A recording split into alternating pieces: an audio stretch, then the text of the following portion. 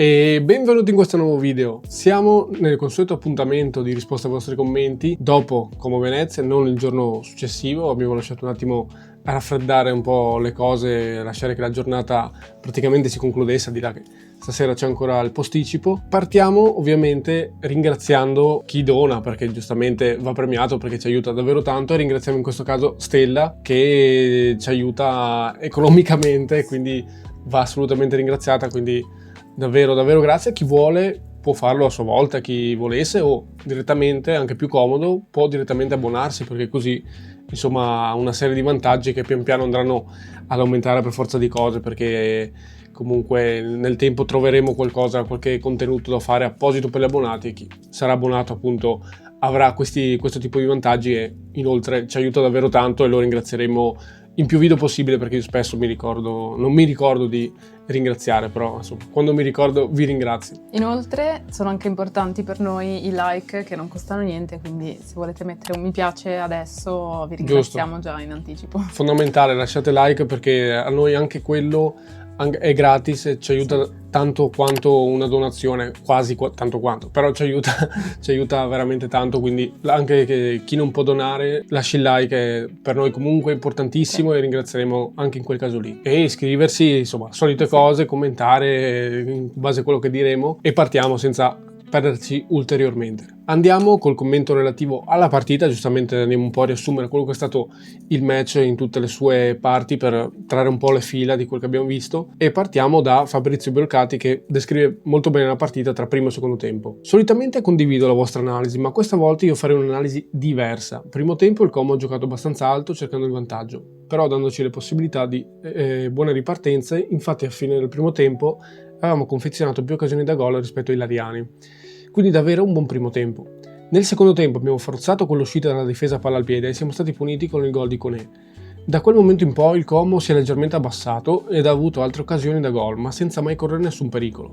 Il nostro gol al 95esimo è stato il frutto più della perseveranza e della fortuna, quindi ci teniamo stretto a questo punto, giusto per concederci ancora un filo di speranza. Sicuramente, come avete sottolineato anche voi, è nella fase offensiva che non si riescono a trovare soluzioni per superare la nostra leggerezza tecnica. Forza Unione. È descritto molto bene, siamo d'accordo in parte, sinceramente, perché comunque sul primo tempo non siamo molto d'accordo, sul secondo in realtà sì, ma ci arriviamo. Alla fine il primo tempo è stato totalmente dominio Como, secondo me. Il primo tempo abbiamo visto anche poi negli highlights, per avere la sicurezza, fino a 35 minuti ha dominato il Como, cioè ha fatto ha avuto 2 o 3 occasioni che comunque hanno rappresentato un po' la loro partita in generale fino al 35esimo. Più che altro dominio del possesso, che poi abbia portato occasioni o meno mi interessa fino a un certo punto, ma di fatto hanno avuto comunque il controllo della gara era in mano totalmente loro. Sì, esatto, fino al 35esimo. Poi ci sono state alcune occasioni del Venezia e il Como si è un po' spento in quel momento fino alla fine del primo tempo. Infatti anche Radu ha fatto alcune parate decisive in quel frangente di tempo. E infatti non l'abbiamo mai detto, però Radu si sta dimostrando un ottimo portiere. Assolutamente sì, sta sostituendo alla grande Stankovic, non me l'aspettavo, però veramente grande portiere, insomma, meno male che siamo riusciti a trovare lui nel mercato di gennaio, così. Bravo Antonelli ad andarlo a scovare comunque così all'ultimo, non è facile perché era infortunato veramente negli ultimi giorni di mercato. Bravo Antonelli a trovarlo così, praticamente tra l'altro anche acquisto titolo definitivo, vi ricordo, ha il contratto in scadenza fino a giugno, però poi penso verrà insomma rinnovato, insomma poi dipenderà anche da lui se vorrà, però comunque giocatore importante finora. Sì, tra l'altro anche per sottolineare quanto comunque il Como abbia creato, sono comunque arrivati al palo in quei primi 35 minuti, no? Sì, parata e palo. Tra l'altro. Parate di Radu e palo di Smolcic. Grande parata, è vero, e quindi la devia leggermente e poi sul palo, quindi anche lì potevano essere comunque 1-0, quindi quell'occasione hanno avuto, concreta, la più pericolosa, però ce l'hanno avuta, non si può dire nulla. Vero. Poi effettivamente al 35esimo tante palle inattive, tiro di Duncan al volo, e anche un altro tiro di testa, forse sempre lo stesso Duncan, se non ricordo sempre male. Sempre d'angolo questi due, però. Sì, e l'ultima, la più grossa, dove parte un bel contropiede è bravissimo Oristano a liberarsi e tutto, la passa Duncan, dribbla anche Butez, il portiere del Como, mette in mezzo e purtroppo arriva Maric, ma gli viene deviato il pallone di fatto, perché poi sì, è un errore, ma cioè è un errore, però parzialmente, perché comunque è bravo il difensore a deviarla, sì, perché la mette in angolo, esatto. Quindi non è un vero e proprio errore, capito? E il secondo tempo, alla fine, sì, vabbè, tramvata subito all'inizio, subito gol, e lì c'è qualcosa da sottolineare. Abbiamo anche rivisto i replay per capire cosa è successo in fase di costruzione, perché l'errore lì deriva da un nostro gravissimo errore in fase di costruzione. Sì, praticamente Oristano fa il passaggio a Candé troppo corto e Candé non se l'aspetta. Se l'aspettava nell'allungo più che altro. Esatto, viene anticipato dal calciatore del Como, chi era esattamente? È Iconé lo stesso. Esatto, Iconé, che prende la palla, cerca di andare verso l'area. Poi anche lì fa un passaggio al suo compagno, però la intercetta Nicolo Sigaviglia, che purtroppo gli rimbalza addosso, quindi torna a Iconé. Sì, non se l'aspettava, un casino. È un mix tra imprecisione, come sempre, e un po' di sfiga, perché Nicolo Sigaviglia in quel caso gli rimbalza addosso e quindi torna fatalità sui piedi di Iconé. Assolutamente, ed è da lì poi insomma incrocia bene, per carità, bel gol, però di fatto è un insieme veramente, come hai detto tu, di errore tecnico. Perché lì più che altro sai, è un errore di incomprensione, perché lì Oristano era venuto a aiutare, si era abbassato per costruire, però ha fatto un casino, perché cioè, tra loro due si dividono 50-50 l'errore tra Candé e Oristano, però cioè, se dobbiamo, appunto, come ha scritto lui, forzare l'uscita così, bisogna farlo con qualità, e se non hai qualità piuttosto preferisco cose un po' più basic, che si arriva perché al centrocampo in maniera diversa. Anche perché sai che perdi palla lì, puoi rischiare veramente. È che io vedo sempre più squadre comunque rischiare sta roba e poi prendere gol, anche squadre che tecnicamente non se lo potrebbero permettere. Per carità, filosoficamente è bello, però poi se prendi gol il filosofico si va va un po' a farsi benedire, ecco. Quindi vabbè, comunque al di là di questo, dopo il gol effettivamente il Como lì si è un po' tranquillizzato, nel senso, un Como più passivo che si è abbassato, non me lo aspettavo nemmeno, e noi comunque siamo andati in possesso, ma per me è un possesso troppo sterile, perché di fatto cosa abbiamo creato con quel possesso lì? Praticamente niente, e gli highlights, tra l'altro, per testimoniare questo, non fanno vedere nulla, anzi fanno vedere un'occasione del Como che ha la possibilità di andare sul 2-0. Lì ribadiamo, bravissimo Radu, perché fa una buona parata, fa una parata in bagger prima, e poi secondo tiro del Como e fa il miracolo lì, sulla riga fa il miracolo, potevano essere 2-0 lì, quindi anche lì si era abbassato tutto, però le occasioni le ha avute loro, noi possesso, ma sterile, sì, un possesso che non ha rappresentato quella voglia di metterci tutta l'energia possibile per portarla a casa. Sembrava o non ce l'avessero. E infatti un po' secondo me rappresenta il carattere di Di Francesco, che non riesce a trasmettere quella voglia di lottare, di andare avanti. Io ho pensato l'anno scorso con Vanoli, anche verso la fine delle partite, avevamo un'energia incredibile per poter fare qualcosa per portarla a casa. E un po' rappresentava il carattere di Vanoli, che ti dava quell'energia in più, che quest'anno un po' manca. Sì, non so se fosse quello o semplicemente che non avessimo più veramente birra per andare avanti, perché io mi aspettavo più che altro una reazione un po' più vibrante, un po' più energica, invece cioè, non ho avuto la sensazione che stessimo facendo di tutto per andare a pareggiare. Poi fatalità, arriva quel rigore lì miracolosamente, bravo Carboni a saltare, forse lo stesso Smolcic se non sbaglio, che insomma si procura il rigore sostanzialmente, e quindi però anche lì è un po' di fortuna, per carità, all'ultimo eravamo tutti in avanti, quindi sei più facilitato a creare azioni offensive. Però prima di quello mi aspettavo una reazione un po' più, appunto, un po' più decisa, però vabbè, ma si vede che non mancava energia, si vede che non era la partita giusta, quindi per carità, dopo tante partite buone alla fine tra Lazio e Atalanta non vado a fare mega processi, per carità, abbiamo fatto tante buone partite ieri, sì, l'altro ieri è stata una partita un po'... Sì, ma sia noi non la migliore di queste, anche sicuramente. ha fatto vedere la partita migliore possibile. Vero, era un po' tutto quanto un po' sottotono, diciamo, un po' tutto sottotono, e quindi vabbè, ci sta, partita non al massimo, però di fatto va benissimo il risultato, quindi pareggio giusto alla fine, va benissimo così, però appunto mi aspetto nelle prossime partite un po' più intensità, ecco. Volevo parlare di intensità, secondo me era quello, perché è mancata intensità nella intenzione di recuperare la partita. Secondo me da quel punto di vista lì dobbiamo metterci più garra.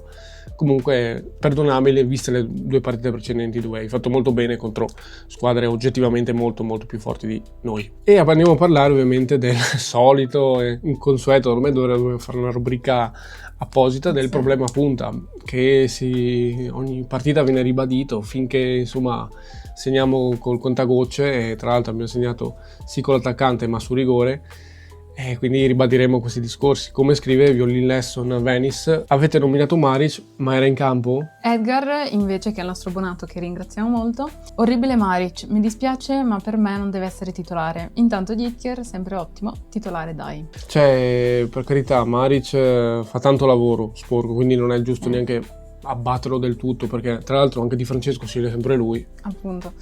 E lui comunque, è vero, fa un lavoro sporco, torna indietro ad aiutare e cerca di aiutare il più possibile, anche se non è che ha tutta sta qualità tecnica per poter fare chissà cosa. Più che altro sai cosa? È utile per statura e fisicità e aiuta a tenere un po' sulla squadra, e per me per quel motivo lì lo sceglie Di Francesco, non tanto per la qualità tecnica che latita, diciamo, cioè. Però comunque abbiamo visto che in attacco rimangono sempre gli stessi problemi che c'erano con Poyampalo.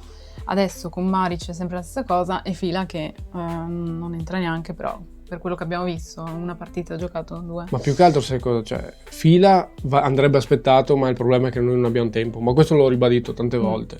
Maric è questo giocatore qui, sbagliamo noi secondo me a pretendere di più.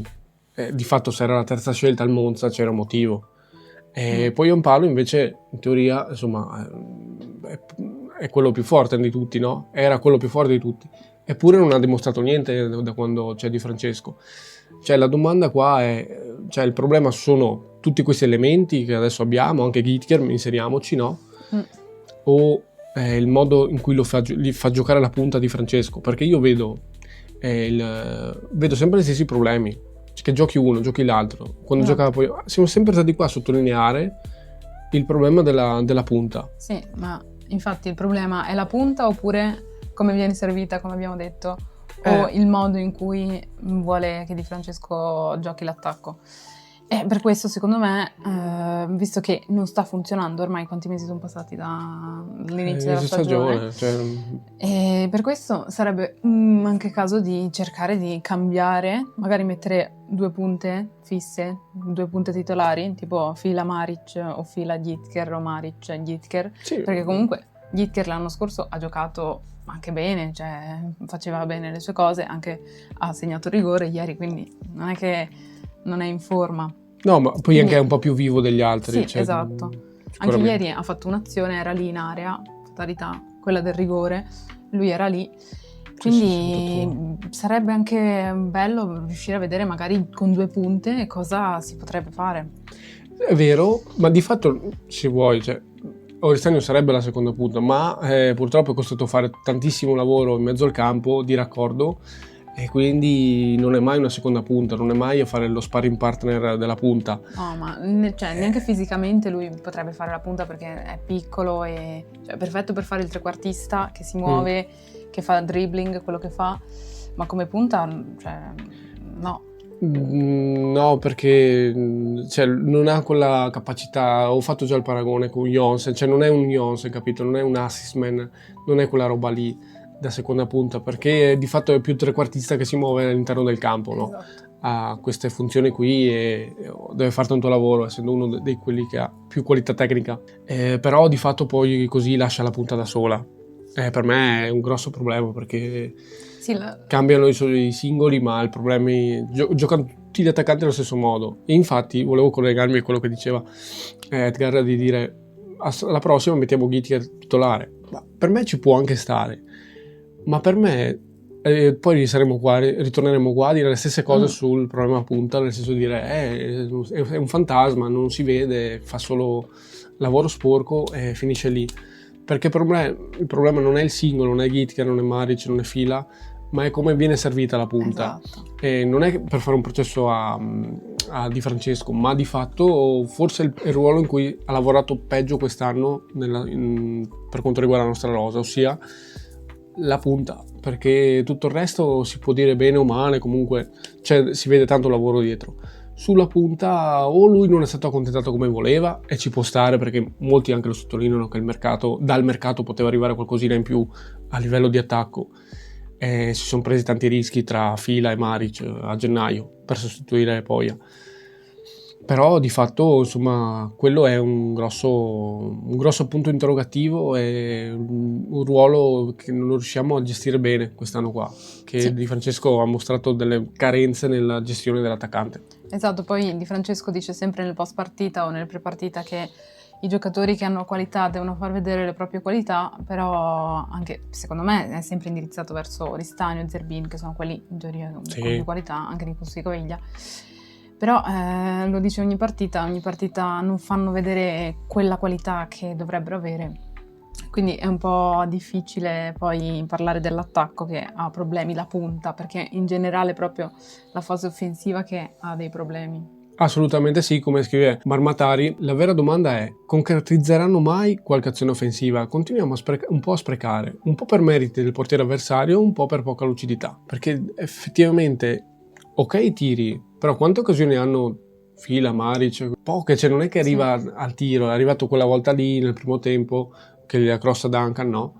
Di fatto credo sia stato l'unico in porta che mi ricordo io, non so a memoria. Di Maric sì, poi gli unici tiri che ha fatto durante l'altro ieri sono stati quelli di Duncan alla fine, due tiri in porta.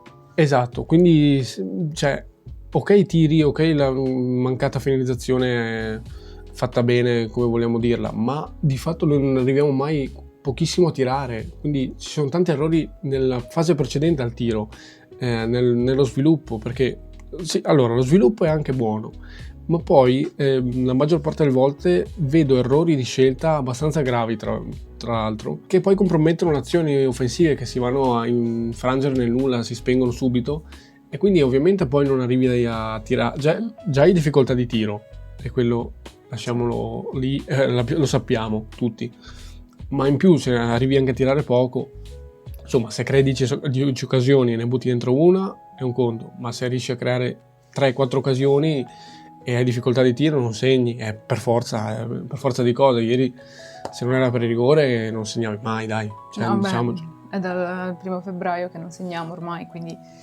su azione, su azione, è vero. Durante la partita, cioè non per rigori o cose del genere. Comunque segniamo sempre da angolo, punizione e rigore. Sì, palle inattive noi siamo bravi. Esatto, solo in quello. Perché sviluppo viene fatto sempre nel modo un po' troppo leggero, troppo verso l'attacco.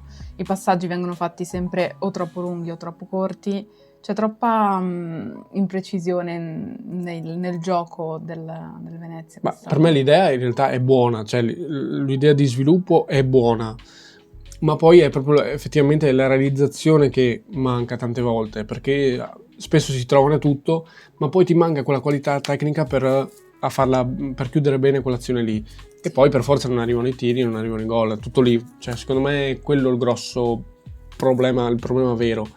Non so se si risolverà, ma spero di sì. Però sono robe che lavorano, cioè che arrivano a compimento col lavoro e col tempo. E non so se ci sarà abbastanza tempo per lavorare adeguatamente su questo punto qua. In ogni caso ci sono alcune persone che hanno una luce di speranza e sono molto positive, quindi anche noi cerchiamo di portare un po' di positività con questi commenti. Marco Vigone ha scritto: i nostri non mollano, comunque vada, forza Unione sempre. Mario Santini: il Venezia avrà una luce, l'ha avuta all'ultimo secondo quando tutto sembrava perduto, un segno per continuare. Cristiano Zennaro: ottima disanima, continuiamo a tenere accesa quella piccola fiammella di speranza. Sì, effettivamente col rigore di ieri abbiamo visto che una piccola fortuna l'abbiamo avuta ieri, quindi magari anche nelle prossime partite potremo avere un po' di fortuna. Speriamo. Per continuare a sperare. Rimaniamo a meno 5 dal Parma quart'ultimo. Sì. Quindi sì, abbiamo recuperato un punto dall'Empoli, va bene, sì, dal terzultimo posto. Esatto. Però sì, la situazione di fatto è stabile, perché il Monza rimane lì, sì, noi dal quart'ultimo rimaniamo lì, però abbiamo recuperato un punto. Esatto. Quindi sì, c'è da aver fiducia perché comunque quel gol, quel rigore sul finale ti fa intravedere qualcosa. Sì. Però comunque tutti i punti buttati rimangono. Sì, più che altro io ho paura delle partite successive perché adesso arriva il Napoli e comunque il Napoli sta lottando lo scudetto, però come dire, cioè, nelle partite in cui più temevo comunque dicevo vabbè 90% perdiamo, anche di più di 90%, con ossia con l'Atalanta e Lazio, e invece lì in qualche modo abbiamo sempre pareggiato, ma meritatamente, cioè neanche con fortuna e tutto, sì, ma meritando anche, mettendo in campo un'ottima prestazione. Quindi, cioè, di fatto non posso essere negativo del tutto perché veniamo comunque da 3 pareggi di fila, 3 pareggi comunque contro Lazio, Atalanta e adesso Como, che comunque è una delle squadre più in forma del campionato, e l'abbiamo comunque fermata e l'abbiamo fatta sembrare anche più sottotono, comunque al di là della nostra prestazione che secondo me non è stata al massimo, però comunque a casa ci siamo portato in pareggio con un po' di fortuna, ma siamo stati tanto sfortunati durante tutto il corso del campionato, quindi siamo ancora in debito, no? Però insomma c'è da aver fiducia sicuramente, soprattutto in questo tipo di partite a questo punto, veramente, anche perché l'andata al Maradona, sempre 1-0 finita per loro, per quell'erroraccio di Candela che non ha spazzato bene. Esatto, questa volta non c'è Candela, quindi possiamo sperare bene. E quindi le partite più difficili, in teoria, come ha dimostrato Di Francesco, sono anche le più divertenti, diciamo. Sì, non sono proprio neanche brutte da vedere in realtà, sono delle belle partite. Per noi le partite difficili veramente sono gli scontri salvezza, cioè paradossalmente gli scontri diretti per la salvezza sono sempre stati un casino finora, perché anche al di là di questo trittico, poi l'ultima partita che abbiamo perso è stata proprio contro il Genoa, che è una squadra comunque che viaggia a altri ritmi, è pressoché sicura di salvarsi, anzi è sicura, dai.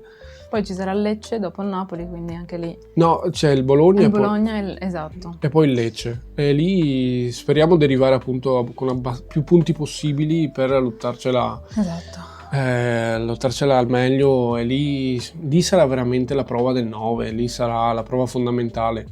Speriamo di non essere troppo messi male quando arriveremo contro il Lecce. C'è da sperare, comunque la squadra sta reagendo bene. L'altro ieri partita un po' così, però ci sta, va benissimo dopo 2 partite buone che abbiamo fatto. C'è da aver fiducia, insomma, io sono fiducioso e cosa c'è da dire? Speriamo bene. Quindi lasciate un like se vi è piaciuto questo video, lasciate anche un commento per commentare quello che abbiamo detto. Se siete d'accordo o meno, poi scrivete se non siete d'accordo, tranquillo. Quello che volete. Vi ricordo di iscrivervi al canale se non siete già iscritti, di attivare la campanella, di abbonarvi se volete. Esatto, e lasciate like che per noi è fondamentale. E sempre Forza Venezia. E sempre Forza Unione.